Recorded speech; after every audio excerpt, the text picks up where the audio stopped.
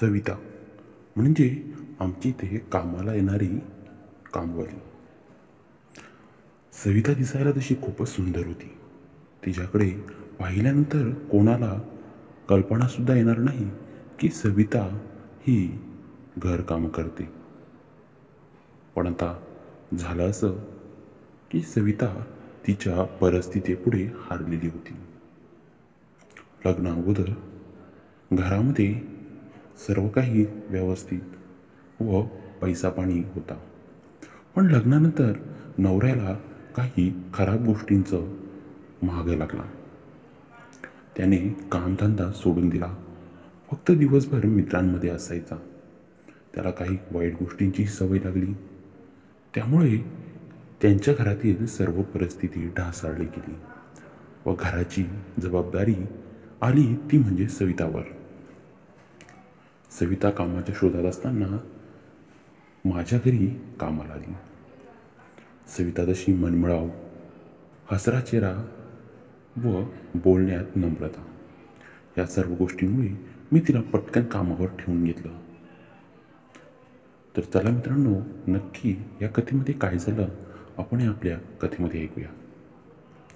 मित्रांनो, माझं नाव संदेश. माझ्या इथे एक कामवालीची गरज होती, म्हणून मी ऑफिसमध्ये विचारलं की इथे कोण कामवाली मिळेल का. कारण ऑफिसमधली बरेच कर्मचारी हे एकटेच शहरामध्ये राहतात. त्यांच्या इथेही कामाला कामवाले आहेत, त्यामुळे कदाचित मलाही अशीच एखादी कामवाली काम करायला मिळेल म्हणून मी विचारलं. एकाने मला एक नंबर दिला. मी घरी गेल्यावर कॉल केला व त्यांना कामासंबंधित विचारलं. त्यांनी सर्व काही मला व्यवस्थित सांगितलं, पण मी खरंच एका कामवालीला फोन केलाय का हे मी खूपच विचारामध्ये पडलो.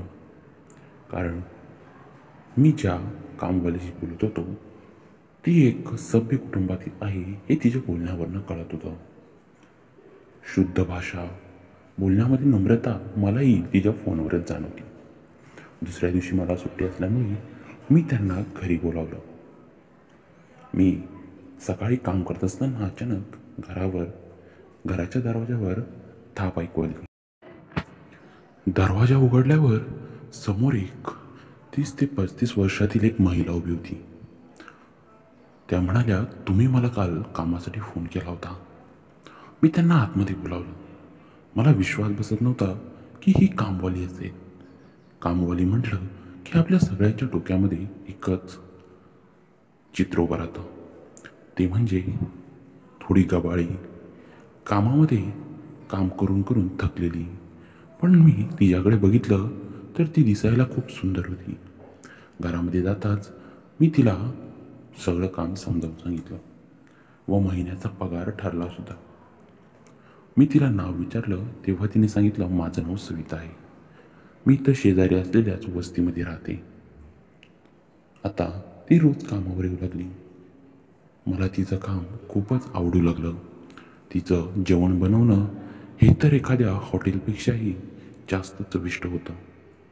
मी आजपर्यंत न खाल्लेले पदार्थ ती मला बनवून द्यायची, त्यामुळे मी तिच्यावर प्रचंड खुश होतो. पण तिच्या आयुष्यामध्ये काहीतरी कमतरता असल्याची मला सारखी जाणीव व्हायची. एक दिवस हळूहळू जसं जसं माझं तिच्याशी बोलणं चालू झालं तसं तसं आम्ही दोघेही मनमोकळ्या गप्पा मारायचो. मी एक दिवस तिला विचारलं, सविता, नक्की तू हे काम का करतेस? तू तर चांगल्या कुटुंबातली दिसतेस. तेव्हा ती म्हणाली, काय सांगू साहेब, नशीबच खूप खराब आहे. लग्नाआधी सर्व व्यवस्थित असताना लग्नानंतर मात्र नवऱ्याने काही वेगळेच दिवस दाखवले, त्यामुळे मला हे काम करावं लागतंय. तेव्हा मी तिला विचारलं, मग लग्नानंतर काय झालं? ती म्हणाली, साहेब, मला एक मुलगी आहे जिने नुकतीच 12वीची परीक्षा दिली आहे. मी तिला म्हणालो, तुझ्याकडे बघून कोणाला वाटणार नाही की तुला एक 12वीची परीक्षा दिलेली मुलगी आहे. तेव्हा ती म्हणाली, हो साहेब, माझं लग्नही खूप कमी वयामध्ये झालं. असं बोलत असताना तिच्या अचानक डोळ्यामध्ये पाणी आलं. मी माझा रुमाल पुढे केला, पण तिचं लक्ष नसल्यामुळे मी माझ्या रुमालाने तिच्या डोळ्यांचं पाणी टिपून काढलं. आता पुढे झालं असं की आमच्या दोघांमधलं एक बॉन्डिंग अजूनच छान होत गेलं. एक दिवस सविता खूप छान साडी घालून कामावर आली होती.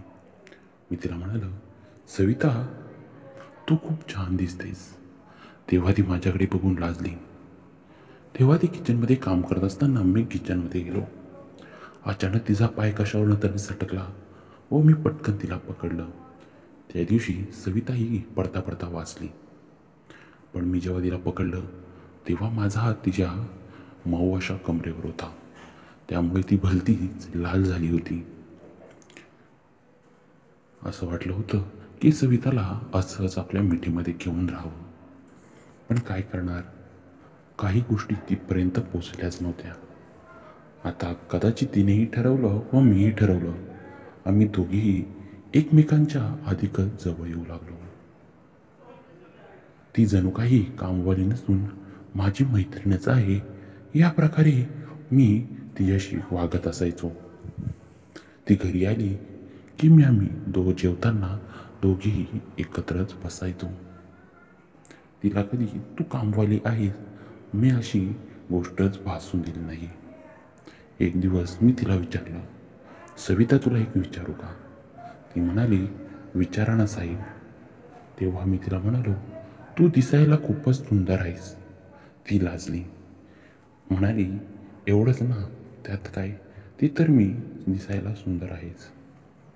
तेव्हा मी तिला म्हणालो, सविता, तसं नाही, मी तुझ्या प्रेमात पडलोय. असं म्हणतात सविताने मला गच्च मिठी मारली व जवळजवळ आम्ही दोघेही मिठीमध्ये एकमेकांच्या अर्धा ते पाऊण तास होतो. आता सविता व मी मिठीमध्ये असताना खूप काही गोष्टी घडल्या. मलाही आता कामावर काही दिवस सुट्टी घेतली, ते सवितासाठी, जेणेकरून पूर्ण दिवस तिच्यासोबत घालवता येईल. आता सविता कामावर आली की रोज आम्ही अशाच मिठीमध्ये 1 ते 2 तास असायचो. कधी कधी तर दरवाजा लावून घ्यायचो व बेडरूममध्ये जाऊन खूपच मज्जा करायचो.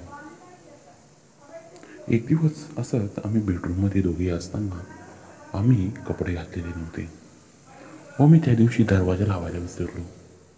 तेव्हा अचानक तिथे सविताची मुलगी आली. ती दरवाजा उघडून आतमध्ये आली व आम्हाला दोघांना बघते हे आम्हाला माहीतसुद्धा नव्हतं. ती येऊन दरवाजामध्ये उभी होती व इकडे आम्ही दोघे भोंगळे होऊन सविता माझ्या खाली होती व आमचा कार्यक्रम रंगात आला होता. हे ती सर्व बघत होती. अचानक ती तिथून निघून गेली. ती निघून गेल्यानंतर सविता घरी गेली. मी घाबरलो की ही गोष्ट ती घरामध्ये कोणाला तरी सांगेल.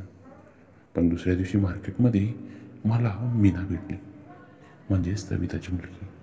ती म्हणाली, साहेब, तुम्ही हे काय करत होता माझ्या आईसोबत? मी घाबरून तिला माफ कर असं म्हणालो. तेव्हा ती म्हणाली, नाही, तुम्ही माफी नाही मागायची. जे तुम्ही माझ्या आईसोबत करत होते तेच तुम्ही माझ्यासोबतही करा. तिच्या तोंडातून हे शब्द ऐकताच मी हैराण झालो. पण समोरून आलेली ऑफर मी नाकारूही शकत नव्हतो, कारण सविताची मुलगी तिच्यापेक्षाही दिसायला सुंदर होती. आता तिच्या मुलीला मी रोजच बाहेर घेऊन जायचो व मोकळी करून आणायचो. तर मित्रांनो, तुम्हाला आपली कथा कशी वाटली हे कमेंट्समध्ये नक्की सांगा. व कथा आवडली असेल तर चॅनेलला सबस्क्राईब करायला विसरू नका. भेटूया आपण आता पुढच्या कथेमध्ये. धन्यवाद.